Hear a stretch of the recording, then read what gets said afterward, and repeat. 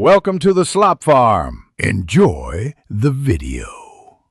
You're starting now. Pick the correct band and power on the Apple Watch. Hold the watch so the digital crown sits where you prefer, top or bottom, and set wrist orientation in settings if needed. Once done, slide the band open or stretch the solo loop just enough to clear your hand. Make sure the band latches or aligns with the lugs before trying to pull it over your wrist to avoid scratching the case. Slide the watch gently over your hand. Keep fingers relaxed and slightly apart as you guide the case onto your wrist.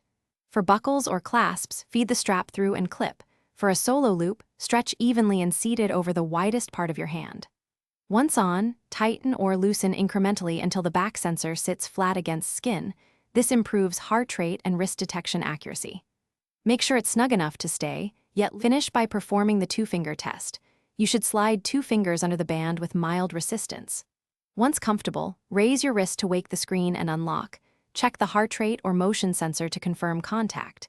If readings are flaky or the watch slips, make sure the band is seated in its slot, clean the back and skin, and reorient the crown or wrist setting.